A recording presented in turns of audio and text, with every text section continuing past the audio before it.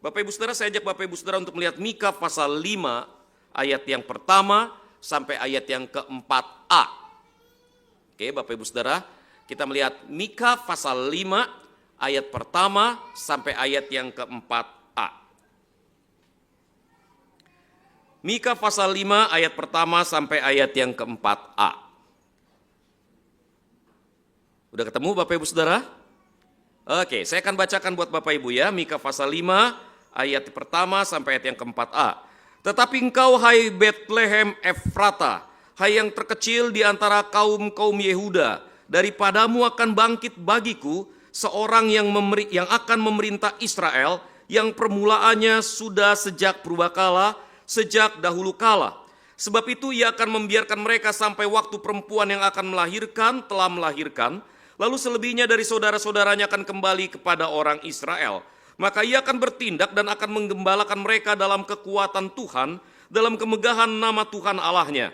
Mereka akan tinggal tetap sebab sekarang ia menjadi besar sampai ke ujung bumi dan dia menjadi damai sejahtera. Kita melihat Matius pasal 2 ayat yang ketiga sampai ayat yang ke-6. Matius pasal yang kedua ayat yang ketiga sampai ayat yang ke-6. Matius pasal 2 ayat yang ketiga sampai ayat yang ke-6.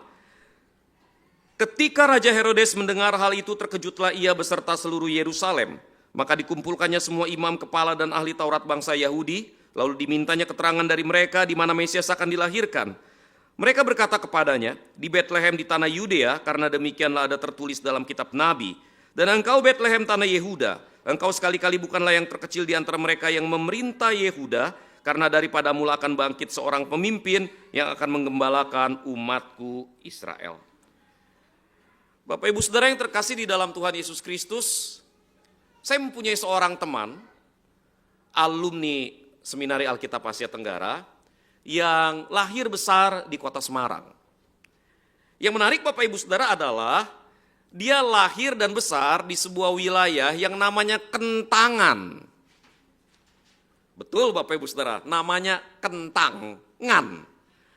Nah Bapak Ibu, saya sih sebetulnya nggak terlalu paham, karena saya bukan orang Semarang, saya nggak tahu Kentangan itu seperti apa. Tetapi saudara, setiap kali dia berjumpa dengan temannya, sama-sama orang Semarang, lalu kemudian mereka bersenda gurau, maka temannya itu akan bilang begini, wis Kentangan, Kentangan yang ngene ini, yang ngene iki, Kentangan ini, gitu ya. Nah Bapak Ibu Saudara, itu sebetulnya kalau pakai bahasa saya orang Jakarta, dasar galur, orang galur lu, ya itu kampungnya Henry begitu ya, galur lu begitu. Nah Bapak Ibu Saudara, jadi itu semacam ejekan begitu ya, Kentangan, Kentangan ki, begitu ya, ini Kentangan nih. Bapak Ibu Saudara, kenapa ya begitu ya?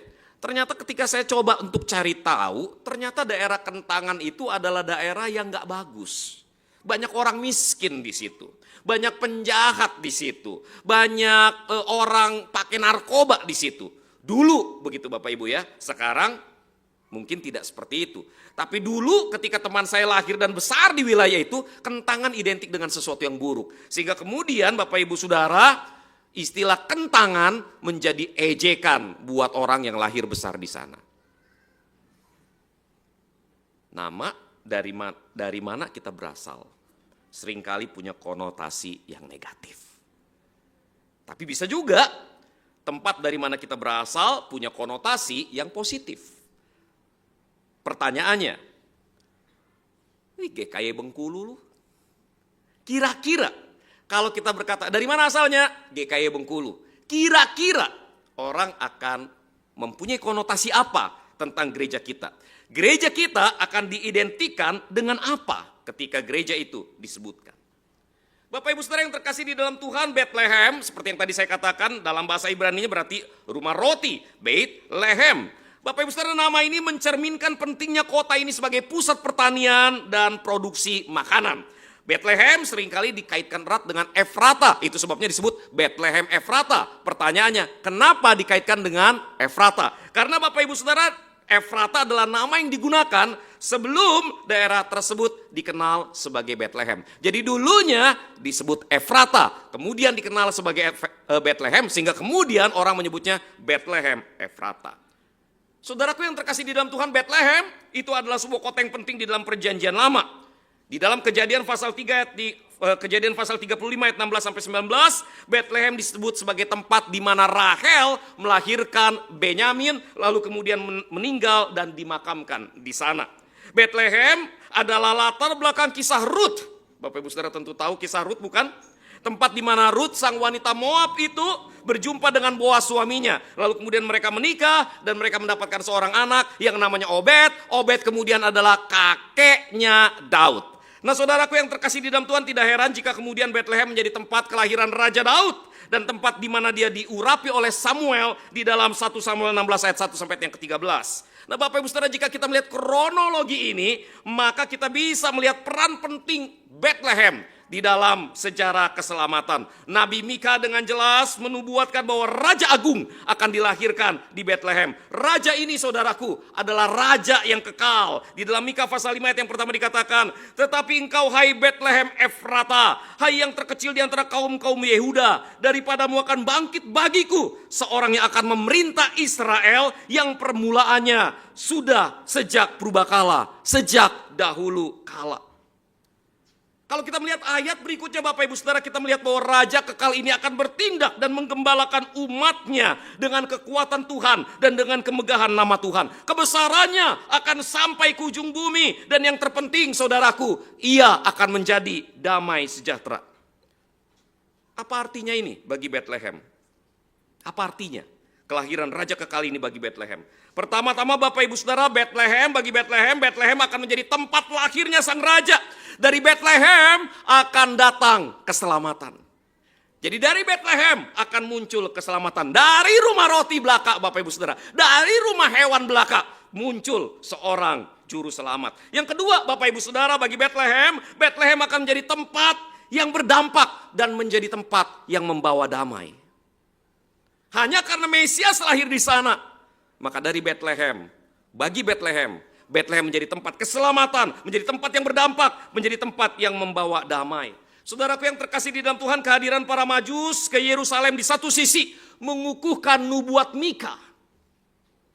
Bapak Ibu Saudara, menurut Johann Kepler, di tahun 7 dan tahun 6 sebelum Masehi terjadi konjungsi planet Jupiter dengan planet Saturnus di dalam rasi bintang Pisces. Dan kondisi ini Bapak Ibu Saudara, fenomena alam ini memang masuk dalam catatan-catatan arkeologi kuno. Nah Bapak Ibu Saudara, konjungsi artinya apa? Artinya begini nih Bapak Ibu ya. Planet Jupiter dengan planet Saturnus itu ada dalam satu garis. Ada dalam satu rentang. Dan kemudian Bapak Ibu Saudara, dia ada di dalam rasi bintang Pisces. Nah bagi para astronom pada waktu itu, planet Jupiter identik dengan penguasa alam semesta. Saturnus identik dengan Yerusalem atau identik dengan Israel. Sementara rasi bintang Pisces identik dengan akhir zaman. Jadi Bapak Ibu Saudara, kalau kita jadi orang Majus yang biasa mengamati bintang, biasa mengamati planet, melihat fenomena ini, tidak heran jika kita kemudian mengambil kesimpulan bahwa Raja semesta alam akan lahir di Yerusalem. Halo? Ini kesimpulan yang wajar Bapak Ibu Saudara. Itu sebabnya orang-orang Majus ini kemudian pergi, meninggalkan zona nyaman mereka, keluar dari kerajaan mereka, keluar dari tempat mereka yang mewah, turun dari tahta mereka, menempuh perjalanan sejauh 4.000 km dari Persia menuju ke Yerusalem. Nah Bapak Ibu Saudara, 4.000 km itu sama dari Jakarta ke Beijing. Jakarta Beijing lebih kurang sekitar 4.800 sekian kilometer. Nah masalahnya Bapak Ibu Saudara, perjalanannya tidak ditempuh dengan pesawat terbang. Perjalanannya ditempuh dengan onta. Dan Bapak Ibu Saudara jangan lupa, mereka disebut raja, the king from the east. Raja dari timur. Bukan mereka betul-betul raja, tetapi para imam pada waktu itu hidup seperti raja, diperlakukan seperti raja.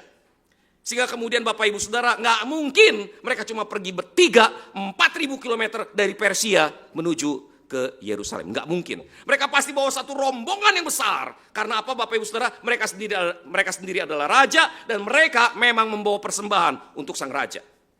Nah saudara, ketika mereka menempuh perjalanan begitu jauh Bapak Ibu Saudara, mereka sampai ke Yerusalem. Ketika mereka sampai ke Yerusalem, mereka kemudian tanya, ya wajar dong ya, Yerusalem kan ibu kota. Yerusalem kan tempat di mana kerajaannya ada. Jadi wajar dong Bapak Ibu Saudara kalau mereka perginya ke Yerusalem. Dan ketika mereka pergi ke Yerusalem, wajar kalau mereka bertanya pada raja yang berkuasa pada waktu itu, which is Herodes, Bapak Ibu Saudara. Jadi mereka bertanya pada Herodes, Des, di mana raja yang baru dilahirkan itu? Herodes berasa istrinya belum ada yang hamil dan melahirkan. Jadi ada kemungkinan, mungkin istri dia selingkuh. Tapi kayaknya enggak mungkin. Masa 9 bulan kagak bisa ketahuan? Betul gak Bapak Ibu Saudara? Berarti kemungkinan besar ada sekelompok orang yang berusaha melakukan makar, pemberontakan, berusaha untuk menurunkan dia dari tahtanya. Herodes sangat sensi soal hal ini. Kenapa Bapak Ibu Saudara? Sebab Herodes bukan orang Ibrani. Herodes orang Idumea. Herodes orang Edom. Ini adalah suku yang berseberangan head to head dengan orang Israel. Herodes Bapak Ibu Saudara ditempatkan menjadi raja di Yudea oleh pemerintah pendudukan, oleh kekaisaran Roma. Halo? Ini sama kayak Bengkulu Bapak Ibu Saudara dijajah oleh orang Belanda, lalu kemudian orang Belanda ngambil orang dari Belanda, taruh di Bengkulu jadi jenderal. Kira-kira orang asli Bengkulu mau terima nggak Bapak Ibu Saudara? Nggak mau terima. Herodes pinter secara politis Bapak Ibu. Dia kemudian memutuskan untuk memeluk agama Yahudi. Tapi Bapak Ibu Saudara, dia mau memeluk agama Yahudi sekalipun, dia tetap orang Edom. Dia tetap bukan orang yang bisa diterima oleh orang Israel. Apalagi dia adalah antek penjajah. Nggak bisa diterima oleh orang Israel. Jadi bayangin Bapak Ibu Saudara. Dia duduk nyaman kayaknya ya di tahtanya dia. Tapi setiap hari hati dia deg-degan. Kapan gua diturunin? Kapan ada pemberontakan? Jadi Bapak Ibu bisa kebayang dong. Ketika tiba-tiba dia dengar kabar. Di mana raja yang akan dilahirkan itu? Bah! Makar nih, pemberontakan nih Bapak Ibu Saudara. Akibatnya apa? Ketika orang Majus ngelencer pergi, tidak kembali kepada Herodes, Herodes marah, lalu kemudian Herodes membunuh bayi-bayi yang berusia 2 tahun ke bawah sesuai dengan perhitungan orang-orang Majus yang dia korek, yang dia pelajari. Nah Bapak Ibu Saudara yang terkasih di dalam Tuhan, dengan kata lain Bapak Ibu Saudara, di satu sisi kehadiran orang Majus mengkonfirmasi nubuat Nabi Mika bahwa Yesus adalah raja akhir zaman yang dinanti-nantikan oleh orang Israel. Yesus adalah raja kekal yang keberadaannya sudah sejak zaman purbakala, sudah sejak dulu kala. Yesus lahir di Bethlehem. Ini menunjukkan Bapak Ibu Saudara bahwa Bethlehem benar-benar menjadi pusat tempat di mana keselamatan itu pertama kali ada dan diberitakan. Tapi di saat yang bersamaan saudara, Bethlehem menjadi tempat di mana konflik itu ada.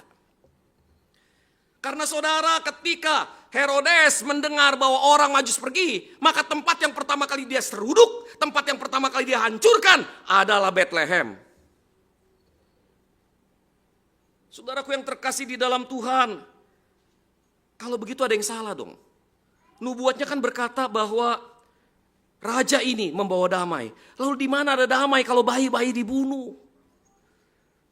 Bapak Ibu Saudara, saya mau balikin pertanyaan ini dengan sebuah pertanyaan.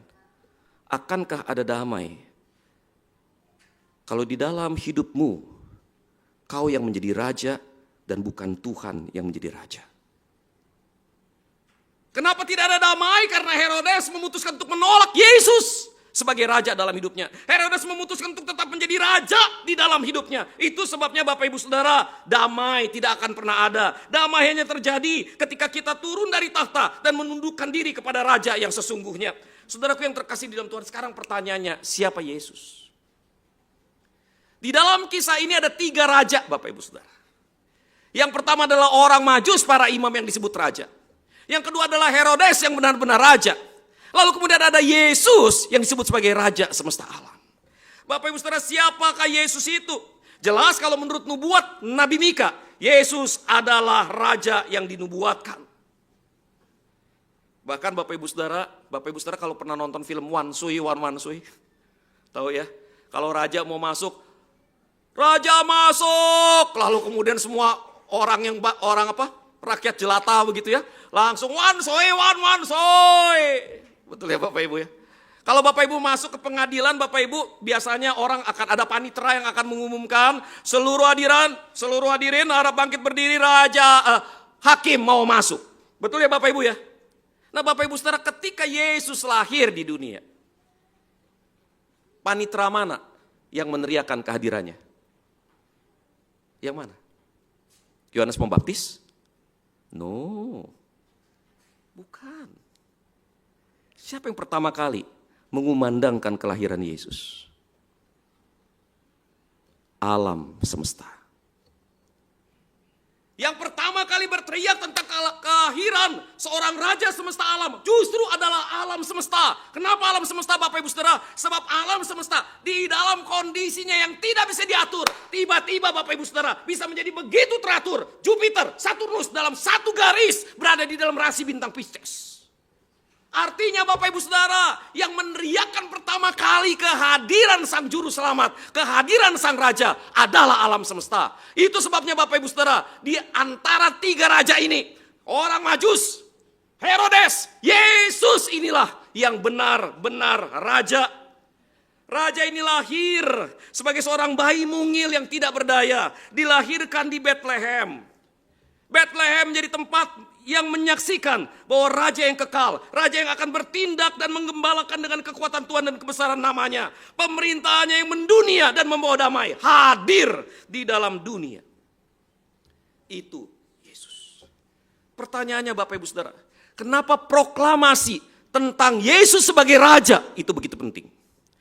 Kenapa Bapak Ibu Saudara, kalau Bapak Ibu perhatikan, Matius pasal 1, Matius pasal 2, Yohanes pasal 1, itu sama sekali tidak berbicara tentang kerendahan hati dari sang raja. Saya nggak bilang Yesus tidak rendah hati. Tapi inti beritanya, it is not about humbleness. Kenapa begitu? Matius pasal 1 ayat 1 sampai ayat 17. Berbicara mengenai genealogi Yesus, kelahiran Yesus, keturunannya Yesus. Ada banyak kekacauan di sana Bapak Ibu Saudara, tetapi ditutup dengan satu kalimat begini. Ada 14 keturunan dari ini sampai ini, 14 keturunan dari ini sampai ini, 14 keturunan dari ini sampai ini. Dengan kata lain, sekacau apapun sejarah, Allah mengendalikan sejarah. So, we are talking about God's authority, otoritas Allah di dalam alam semesta.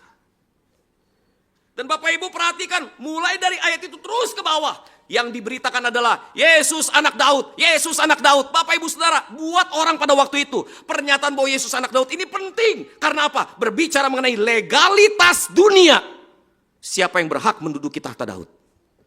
Jadi kalau diomongin terus menerus Bapak Ibu Saudara, itu menunjukkan bahwa dia mau bicara, Matius mau bicara, ini nih yang punya hak untuk duduk di atas tahta Daud. Bapak Ibu Saudara, Yohanes pasal 1 berbicara tentang Sang Firman yang menciptakan dunia, turun ke dalam dunia untuk menjumpai milik kepunyaannya.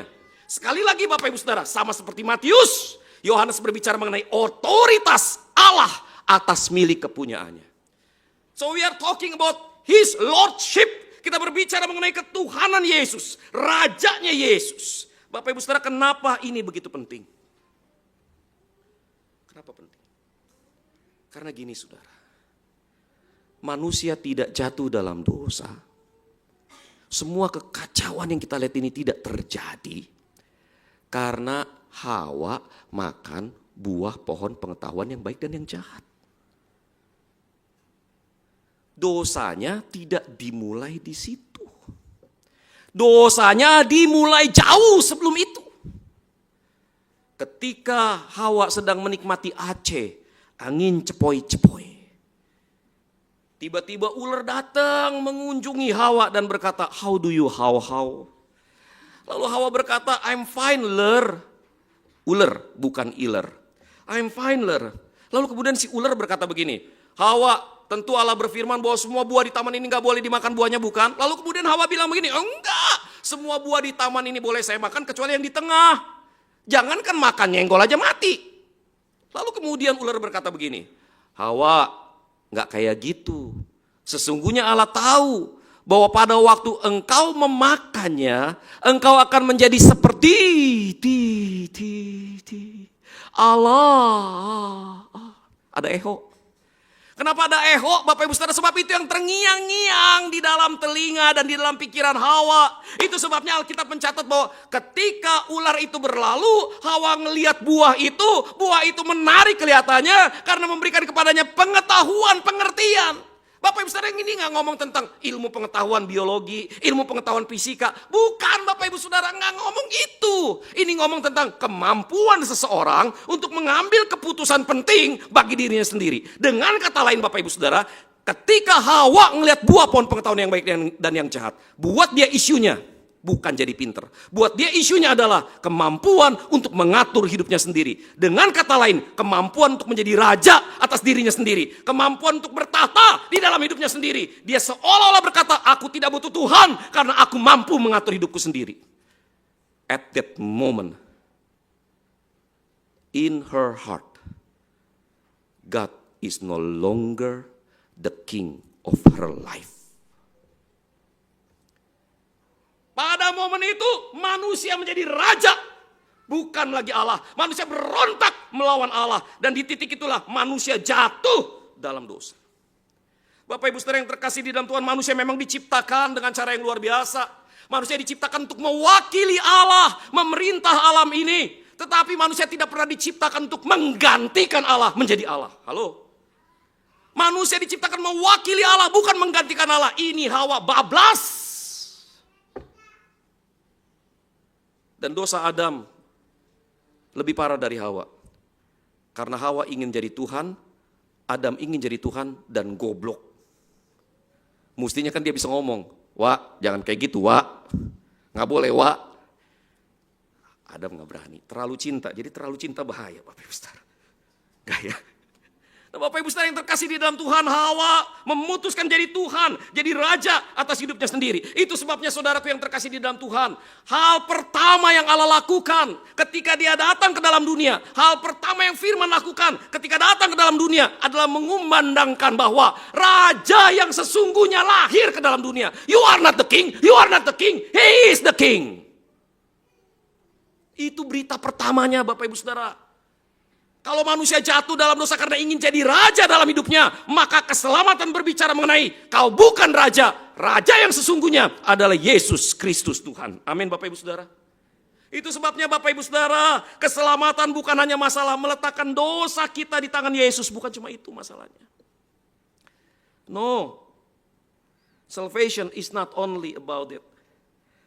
Keselamatan adalah meletakkan otoritas hidup kita di bawah kaki Yesus. Keselamatan bukan hanya tentang menerima Yesus sebagai Tuhan, sebagai juru selamat. Keselamatan juga berbicara mengenai menerima Yesus sebagai Tuhan. Itu yang kita suka miss. Kita begitu eager, kita begitu berhasrat untuk menerima Yesus sebagai juru selamat supaya kita kagak masuk surga. Kita kagak masuk neraka. Tapi Bapak Ibu Saudara, kita seringkali enggan menerima Yesus sebagai Tuhan. Kenapa Bapak Ibu Saudara? Sebab menerima Yesus sebagai Tuhan berarti bahwa lu gak boleh hidup semau lu lagi. Menerima Yesus sebagai Tuhan berarti meneladani Yesus ketika Yesus berada di Taman Getsemani dan berkata, Tuhan sekiranya boleh, jika boleh biarlah cawan ini lalu daripadaku. Tetapi bukan apa yang aku kehendaki yang jadi, melainkan apa yang kau kehendaki. Itu hati hamba Bapak Ibu Saudara. Rela melepaskan semua hak untuk melihat rencana Allah digenapi. Rela kehilangan hak untuk mentaati Allah sampai mati. Saudara, ini yang seharusnya terjadi ketika seseorang diselamatkan. Bukan cuma masalah tebus dosa, tapi juga ubah cara hidup. Ubah siapa yang jadi raja di dalam kehidupan. Bapak Ibu Saudara yang terkasih di dalam Tuhan, Bethlehem berbicara mengenai siapa yang jadi raja. Semua harus datang tunduk menyembah dia. Mau itu orang kaya, mau itu orang pinter, mau itu orang bodoh, mau itu orang miskin, siapapun dia, sujud menyembah di hadapan Yesus. Now that is the issue. That is the message. Itu berita yang sesungguhnya. Kita ketika merayakan Natal bukan cuma merayakan tentang kehadiran juru selamat, tapi merayakan kelahiran sang raja untuk jadi raja dalam hidup kita. Itu Bethlehem.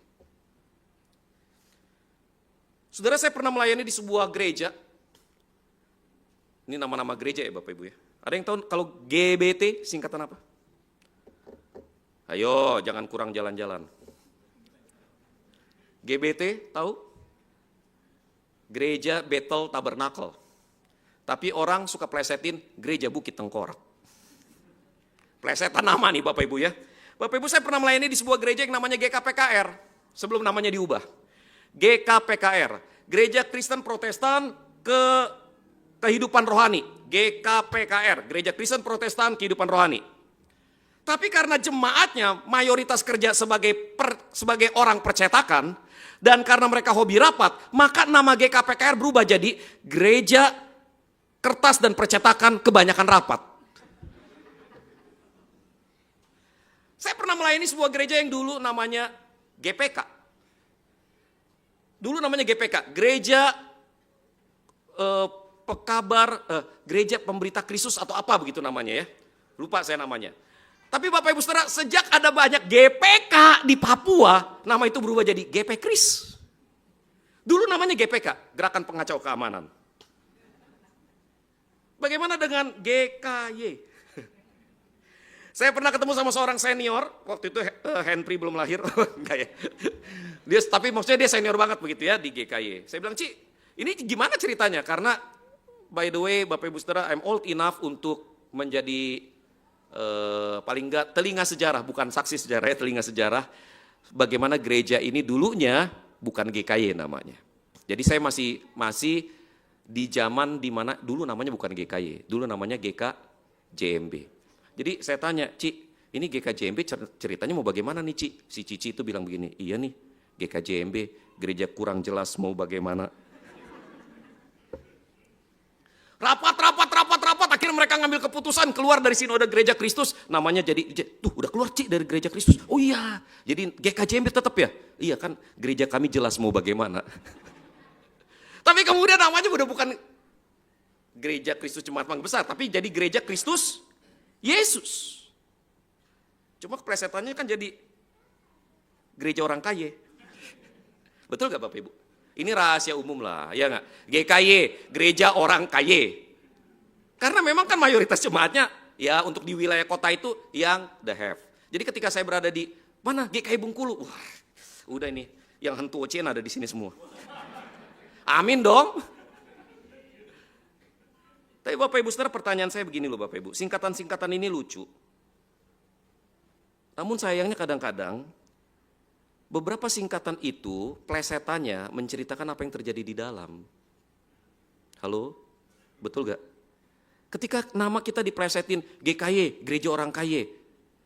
Di dalam beberapa kasus itu menceritakan apa yang terjadi dengan GKY. GKY memang tempat ngumpulnya orang kaya. Kan begitu Bapak Ibu Saudara. Dengan kata lain Bapak Ibu Saudara, di dalam nama kita ada konotasi positif dan ada konotasi negatif. Nah, apakah dia akan mempunyai konotasi positif? Itu tergantung pada bagaimana kita menghidupi cara kita bergereja. Kalau Bethlehem berhenti jadi rumah roti, menjadi rumah keselamatan, menjadi rumah di mana damai itu diberitakan, GKY harus betul-betul menjadi gerejanya Kristus Yesus, bukan gerejanya orang kaya. GKY Bapak Ibu Saudara, GKY Bengkulu khususnya harus berusaha menjadi seperti Bethlehem. Apa artinya menjadi seperti Bethlehem Bapak Ibu Saudara? Menjadi seperti Bethlehem berarti GKY Bengkulu harus menjadi gereja di mana Injil diberitakan. Bapak Ibu Saudara percaya deh, ketika Anda berhenti memberitakan Injil Kerajaan Allah, gereja ini akan banyak ribut. Kenapa begitu Bapak Ibu Saudara? Karena gini, you have a lot of energy. Bapak Ibu tahu ketel? Ketel tahu? Kalau kita mau masak air gitu ya. Tahu nggak kenapa di dalam ketel itu udah ditutup ini, tutup itu, tetap aja di ujungnya ditaruhin lubang. Betul gak sih? Kalau saya punya ketel kuno begitu Bapak Ibu ya, itu kan ada corongnya tuh gede. Nah corongnya itu ditutup Bapak Ibu Saudara. Dalam hati saya, kalau corongnya mau ditutup ngapain dibikin yang gede? Terus udah gitu di atasnya dibikinin lubang. Sehingga ketika airnya panas, airnya mulai mendidih, bunyi. Cuit, kayak fluid ditiup, betul gak? Kepikir gak kalau itu diempet? Ditutup lubangnya, apa yang terjadi? Meledak Bapak Ibu. Ketika energinya tidak diizinkan keluar, ngempet di dalam Bapak Ibu, maka ini teko akan segera meledak. Sama, if you have a lot of energy, tetapi Anda tidak menyalurkannya untuk memberitakan Injil Kerajaan Allah, maka Anda akan menggunakan energi Anda untuk melihat kesalahan demi kesalahan, kritik demi kritik, tegur demi tegur, tapi tidak pernah ada solusi yang real, yang konkret di dalam gereja. Itu sebabnya Bapak Ibu Saudara, GKY harus menjadi gereja yang seperti Bethlehem. Kristus diberitakan di dalamnya. Kristus hadir dan diberitakan di dalamnya. Yang kedua Bapak Ibu Saudara, jika kita mau gereja kita menjadi seperti Bethlehem bagi dunia, maka Kristus harus memerintah di dalam gereja. Amin Bapak Ibu Saudara. Jangan lupa message utama Matius, Markus, Lukas, Yohanes. Yesus ya adalah juru selamat, tapi di saat yang bersamaan dia Tuhan di dalam kehidupan kita. Bapak Ibu Saudara pernah dengar kisah Narnia? Narnia tahu? Narnia kan ada yang namanya Lucy, anak kecil itu ketemu sama om dan tante berang-berang.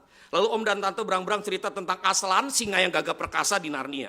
Lalu kemudian si Lucy bilang begini, wah saya mau ketemu sama Aslan, kayaknya dia baik deh. Aslan kan singa. Oh dia baik deh. Lalu kemudian ibu berang-berang bilang begini, oh he is good alright, but don't you forget, he is a lion. Aslan tuh baik, iya dia singa yang baik, tapi lu jangan lupa, dia singa men. Yesus itu Tuhan yang baik, Yesus itu juru selamat, tapi jangan lupa, dia pencipta alam semesta, dia Tuhan, dia Raja. Itu sebabnya Bapak Ibu Saudara, kau harus merayakan kebaikannya, tapi di dalam takut dan gentar. Kau betul-betul harus perlakukan dia seperti Bapakmu. Bapak Ibu Saudara, kita mencintai Bapak kita, tapi kita sekaligus segen sama Bapak kita, betul gak? Saya akrab sama anak saya si Joshua. Kadang-kadang si Joshua usia baru 12 Bapak Ibu ya. Dia suka gini nih, apa kabar Pak? Gue digendeng begini kayak teman dia. Saya suka liatin, apa sih? Dia seperti itu, nggak pernah dia nyenggol kepala saya kelepak, nggak pernah. Bapak Ibu tahu bedanya antara mencintai, menyegani? Mencintai begitu akrab lu bisa begini sama bapak lo, tapi lu nggak bisa kelepak dia punya kepala.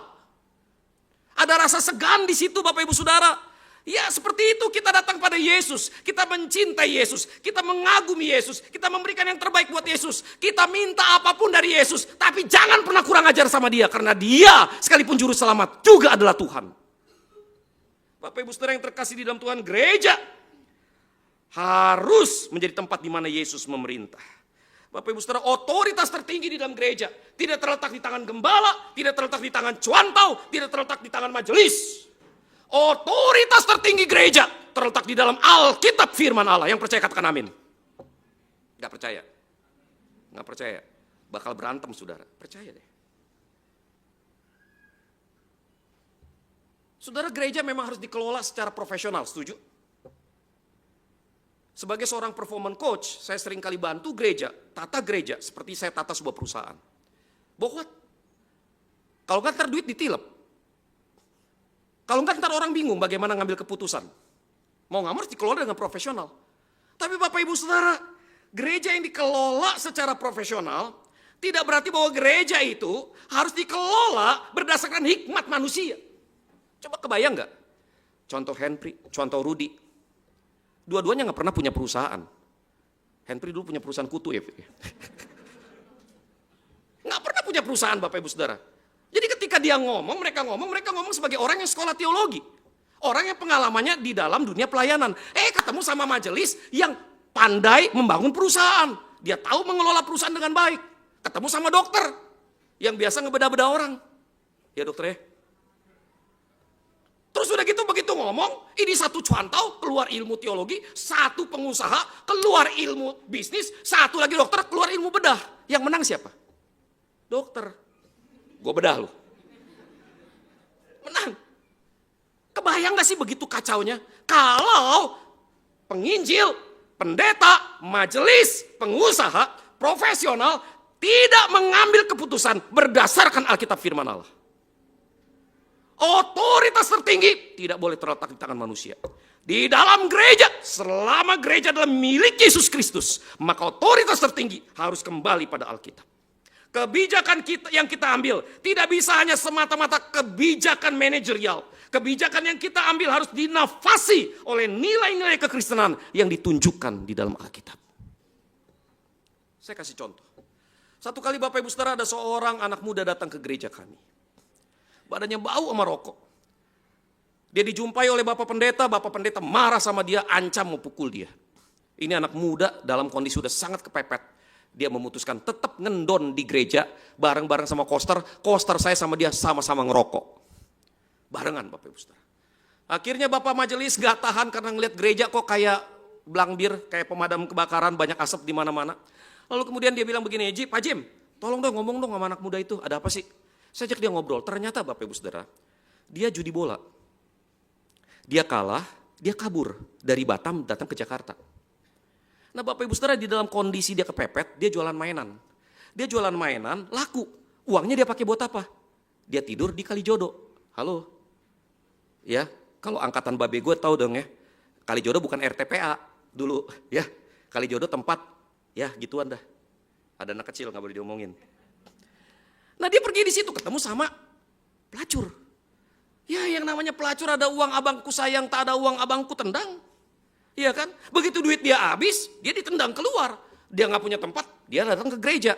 Saya tanya, mau ngapain kamu di gereja? Saya orang Kristen, dia bilang. Oh ya, gereja mana? Oh dia sebut nama satu gereja. Siapa gembalanya? Dia sebut nama gembalanya. Bah, teman sekolahku. Jadi saya telepon, Johnson. Benar kau ada jemaat ini? Benar itu sobat. Apa yang dia buat? Dia itu tipu uang orang itu, judi bola itu. Kalau dia pulang ke Batam itu, patah kakinya. Oh gitu. Jadi gimana sobat? Gak mau aku tampung dia di sini. Aku kembalikan kepada kau ya, kau gembalakan dia. Tenang aja sobat. Yang penting kau bisa pulangkan dia, aku gembalakan di sini. Oke. Bapak Ibu Saudara, dia minta 2 juta pertama Bapak Ibu. Saya tanya 2 juta buat apa? Oh saya mau bisnis otak-otak. Saya pinter bikin otak-otak. Oke. Gak bisa saya bilang. Lu harus tanggung jawab dulu. Lihat ya Bapak Ibu ya. Saya bukan gak mau tolong dia. Tapi saya ngerti banget, kalau dia orang Kristen, maka dia harus mempertanggungjawabkan apa yang harus dia pertanggungjawabkan di tempat di mana dia berasal. He had to be man enough to be responsible of everything that he has done. Harus bertanggung jawab. Jadi saya bilang gak bisa, saya mau kamu pulang. Nah Bapak Ibu, saya kan waktu itu cuantau ya. Saya cuma menang ganteng, bukan menang kaya. Jadi saya juga bingung bagaimana memulangkan dia ke Batam, mau beliin tiket pesawat gak bisa. So what did I do? Saya tanya tiket kapal berapa? Sekian juta. Sekian juta tiket kapal. Akhirnya saya panggil beberapa orang kaya di gereja dan kebetulan majelis. Saya ceritakan kondisinya. Majelis saya bilang begini, Pak Jimmy.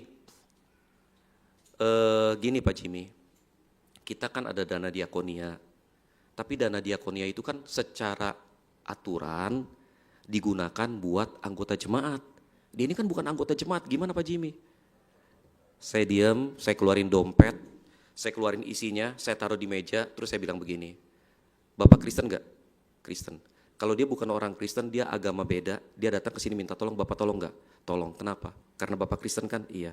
So let us do our Christian obligation. Nih, saya segini, saya keluarin sejumlah uang, Bapak itu diam, Bapak itu keluar, ambil dompetnya, keluarin duit. Wah beberapa majelis, tumpuk, akhirnya, nih beliin dia tiket, dia pulang. Bapak Ibu lihat contoh ini. Ini bukan masalah manajerial, tetapi bagaimana nilai-nilai Kristen diterapkan di dalam kehidupan kita. Dari mana kita belajar itu Bapak Ibu Saudara? Orang Samaria yang baik hati. Betul Bapak Ibu Saudara? Kita belajar dari Alkitab bahwa ada prinsip Alkitab yang harus kita terapkan. Tentu saja Bapak Ibu Saudara, ini contoh ini hanya sekedar contoh. Kasusnya akan sangat berbeda. Semuanya akan sangat berbeda. Tapi apapun perbedaannya, selalu kembali kepada Alkitab dalam mengambil keputusan. Yang terakhir Bapak Ibu Saudara, jika kita mau gereja, kita menjadi Bethlehem bagi dunia ini. Maka Bapak Ibu Saudara, prioritas Bapak Ibu Saudara harus berubah. Prioritas Bapak Ibu Saudara gak bisa 6D. Tahu 6D? Datang, duduk, diam, dengar, doang, dadah. Gak bisa Bapak Ibu Saudara 6D, gak bisa.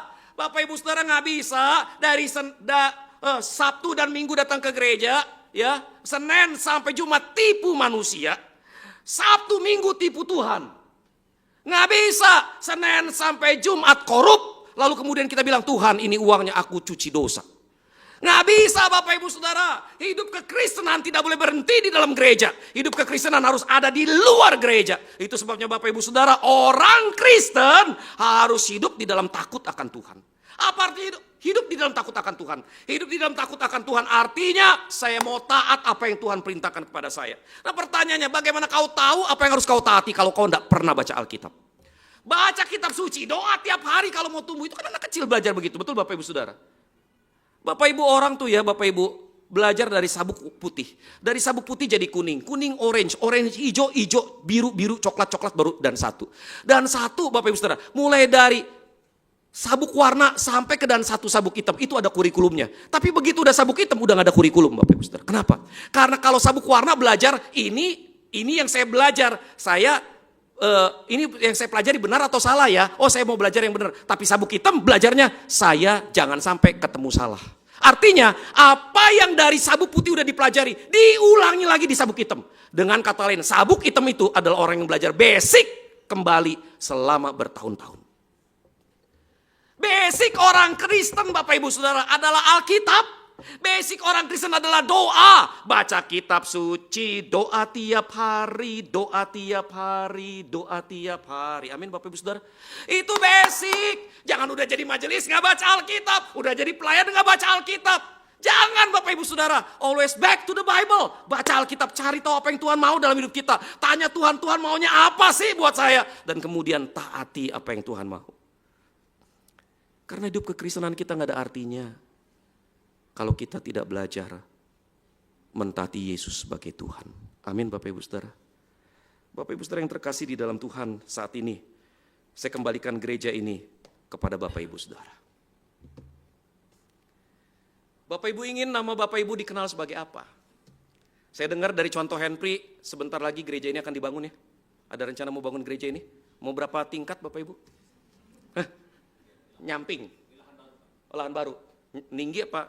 Ngelebar. Ngelebar. Oh ya, itu Alkitabiah. Sebab kau akan melebar ke kanan, ke kiri. Nggak ada. Sebab kau akan tambah tinggi. Nggak ada Bapak Ibu Saudara. Kau akan melebar ke kanan. Alkitabiah sih. Tapi Bapak Ibu Saudara, ketika kita punya tempat baru, pertanyaannya, apa pandangan orang tentang kita di kota ini? Apakah orang akan melihat kita sebagai gerejanya orang kaya dan tidak melihat Yesus di dalamnya? Atau orang akan melihat begini, di gereja ini Yesus diberitakan. Di gereja ini Yesus memerintah. Di gereja ini orang-orangnya hidup takut akan Tuhan. Kita tunduk kepala, kita berdoa. Bapak Ibu Saudara yang terkasih di dalam Tuhan. Di momen Natal ini saya rindu mengajak Bapak Ibu mengambil waktu untuk berdoa buat gereja ini.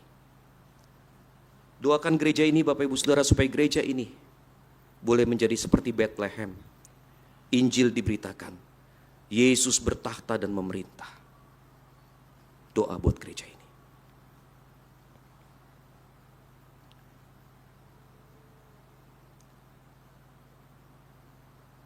Yang kedua Bapak Ibu Saudara, yuk ambil waktu untuk memberi diri kepada Tuhan. Tidak ada hadiah yang lebih baik selain daripada memberikan dirimu, hatimu kepada Tuhan. Ambil komitmen untuk menjadikan Dia Tuhan dan Raja dalam hidupmu. Kembalikan otoritas ke tangannya. Berani berkata, bukan kehendakku Tuhan, tapi kehendakmu yang jadi.